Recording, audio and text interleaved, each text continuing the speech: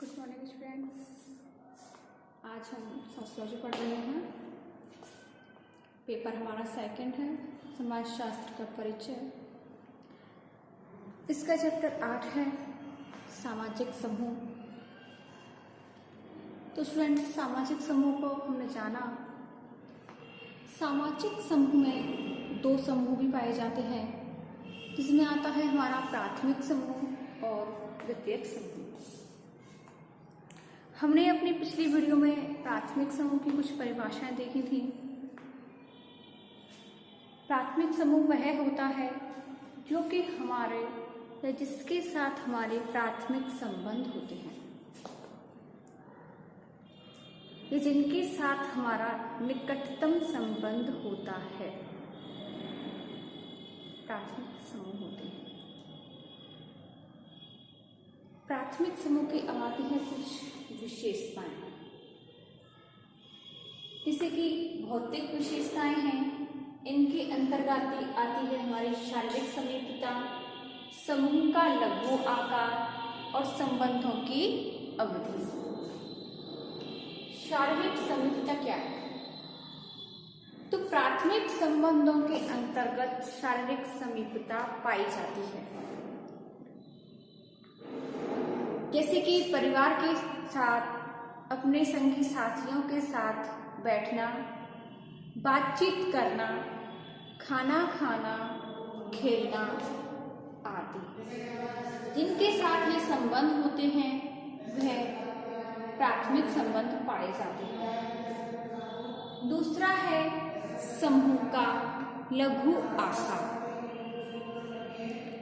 इसमें समूह जितना छोटा होता है उसमें सदस्यों की जो संबंध होते हैं उतने ही निकट होते हैं और घनिष्ठ होते हैं। तीसरा है संबंधों की अवधि।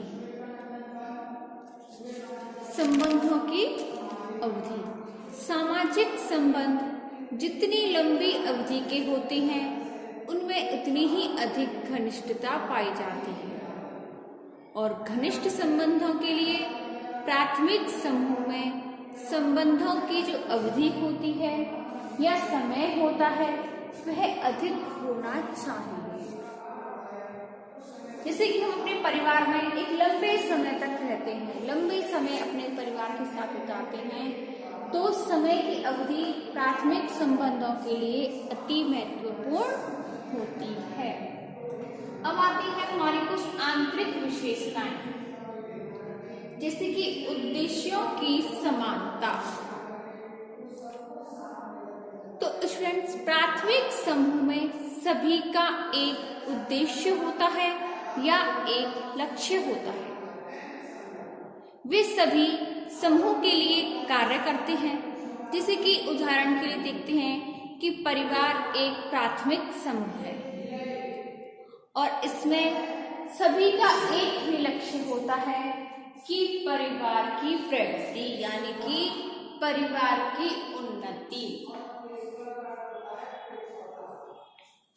अगला है संबंध स्वयं साध्य होते हैं।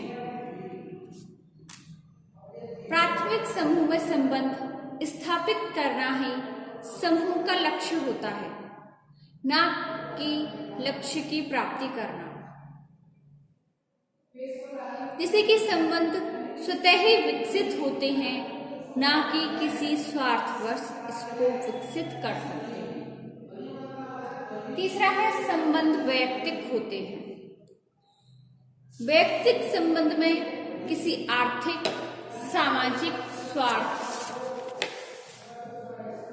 वैयक्तिक संबंध में किसी आर्थिक सामाजिक स्वार्थवश सदस्यों में संबंध स्थापित नहीं होते हैं, बल्कि ये व्यक्ति के महत्व पर संबंध आधारित होते हैं। जैसे कि माता पिता, भाई बहन, ये कैसे संबंध है? वैयक्तिक संबंध है। चौथा है संबंध संपूर्ण होते हैं। प्राथमिक संबंधों में व्यक्तियों के संबंध घनिष्ठ होते हैं, जिसके कारण लोग एक दूसरे को भली भांति जानते हैं। जैसे कि डॉक्टर और नर्स या डॉक्टर और रोगी, शिक्षक और छात्र का संबंध एक उद्देश्य की पूर्ति के बाद टूट जाता है, परंतु पिता और पुत्र या माँ और बेटी, भाई और बहन, पति और पत्नी के संबंध संपूर्ण जीवन के लिए होते हैं। आया समझ में? पांचवा है संबंध का स्वतः विकास। प्राथमिक समूह में सदस्य किसी आदेश के आधार पर ग्रहण नहीं किए जाते, बल्कि यह स्नेह प्रेम के आधार पर स्वतः ही बन जाते हैं। जैसे कि माता पिता भाई बहन के संबंध किसी दबाव में नहीं बल्कि भावनाओं से स्वतः विकसित होते हैं। अगला है प्राथमिक संबंधों की नियंत्रण शक्ति। प्राथमिक समूह में नियंत्रण शक्ति होने के कारण कोई व्यक्ति ऐसे कार्य नहीं कर सकता जिससे परिवार के किसी सदस्य को कष्ट हो। परिवार अपने सदस्यों पर नियंत्रण रखकर आदर्श प्रतिमान स्थापित कर सकता है। तो स्टूडेंट्स, ये थी हमारे प्राथमिक संबंधों की कुछ विशेषताएं। अब आती है हमारे प्राथमिक संबंधों का महत्व कि प्राथमिक संबंधों का महत्व क्या होता है। पहला है हमारा गुणों का विकास। गुणों का विकास।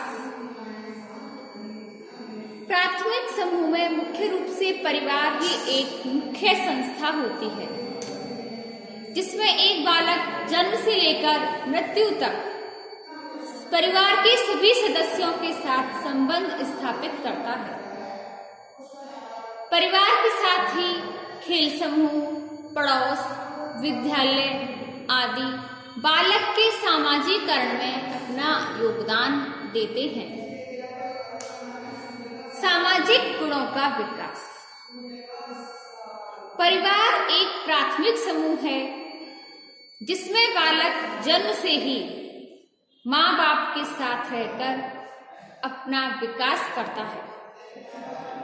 परिवार ही बालक की प्रथम पाठशाला होती है, जहाँ बालक प्रेम, आदर, सम्मान, बड़ों की आज्ञा का पालन करना, सहनशीलता आदि गुणों को सीखता है, सही गलत की पहचान करता है।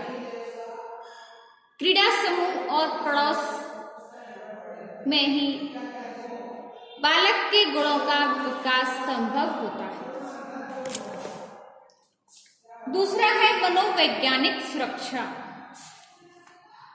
बालक को जन्म से ही दूसरों पर निर्भर रहने की वह हर कदम पर अपने माता पिता के और अपने बड़ों की सहायता की जरूरत पड़ती है, जिसके कारण बालक स्वयं को सुरक्षित महसूस करता है और यही सुरक्षा की भावना उसे आगे बढ़ने में सहायता प्रदान करती है। तीसरा है मनोरंजन प्रदान करना।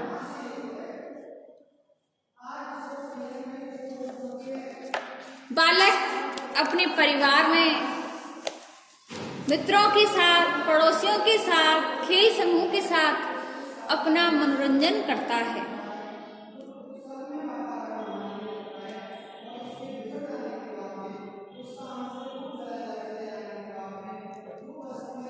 चौथा है सामाजिक प्रतिमानों के पालन एवं नियंत्रण में सहायक।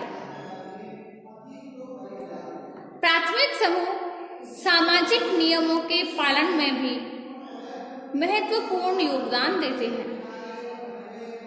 सामाजिक नियंत्रण बनाए रखने की दृष्टि से ये समूह महत्वपूर्ण भूमिका निभाते हैं। व्यक्ति अपने परिवारजनों, मित्रों, साथियों और पड़ोसियों की दृष्टि में गिरना नहीं चाहते। वे ऐसा कोई काम नहीं करने चाहते जिससे कि लोग उन्हें गलत समझें।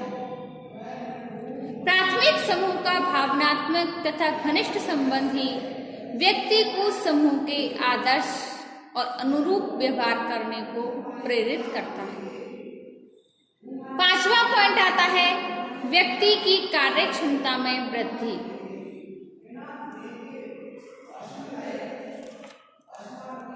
प्राथमिक समूह में व्यक्ति अपने परिवार में रहता है, जहां उसे अपने माता पिता, अपने बड़ों का संपूर्ण सहयोग मिलता है, जिसके कारण वह तनाव मुक्त होकर, चिंता मुक्त होकर कोई भी कार्य आसानी से कर सकता है और वह अपने कार्य को करने में सफलता भी प्राप्त करता है। अगला है व्यक्ति व समाज के बीच कड़ी। जो प्राथमिक संबंध होते हैं, जैसे कि परिवार है, पड़ोस है, ये व्यक्ति और समाज के बीच एक कड़ी होते हैं जो कि व्यक्ति को जोड़े रखते हैं अपने समाज के साथ। किसी के परिवार ही वह संस्था है जो कि परिवार के सदस्यों को एक समूह से जोड़ के रखते हैं या एक समाज से जोड़ के रखते हैं।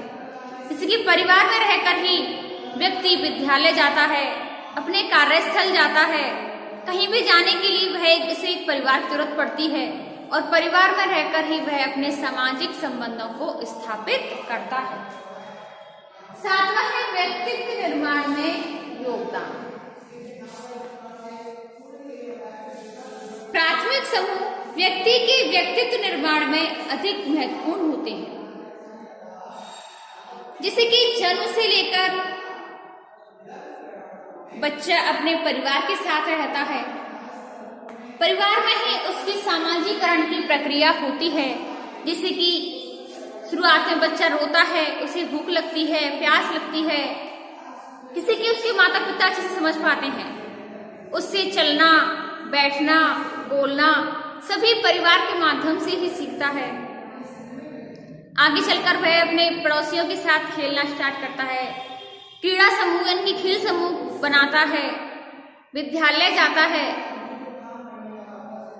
आदि कार्यों को लेकर उसमें व्यक्तित्व का निर्माण होता है। आठवां पॉइंट है पशु प्रवृत्तियों का मानवीकरण।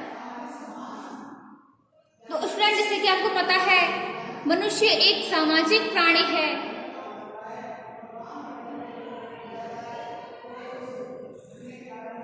प्राथमिक समूह में सदस्यों की पशु प्रवृत्तियों का मानवीकरण होता है। मानवीकरण सबसे बड़ी सेवा है जो प्राथमिक समूह में होती है। प्राथमिक समूह के घनिष्ठ और आंतरिक दबाव के कारण ही व्यक्ति की इच्छाएं जैसे कि लालच, स्वार्थ, यौन इच्छा, प्रतिशोध सभी दब जाती हैं और सामूहिक हित के लिए कार्य करने को प्रेरित होता है। नौवां है आंतरिक संतोष प्रदान करना।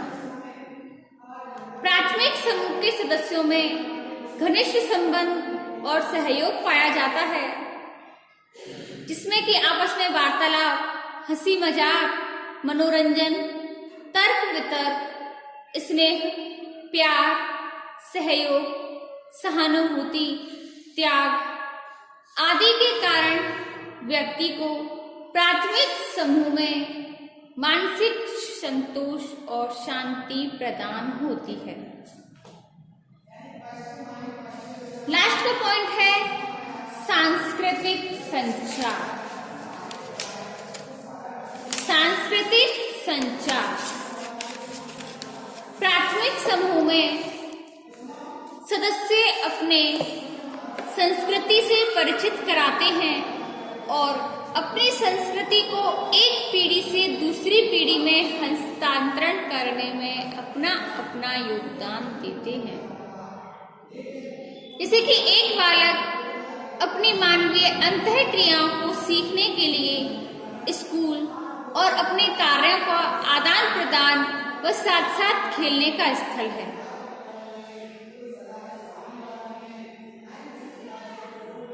ये सभी कार्य प्राथमिक समूह में ही संपन्न हो सकते हैं। तो स्टूडेंट्स, आज के वीडियो में हमने प्राथमिक समूह की विशेषताएं जानी और हमारे जीवन में क्या महत्व है ये समझा। इससे आगे हम देखते हैं अपनी नेक्स्ट वीडियो में। धन्यवाद।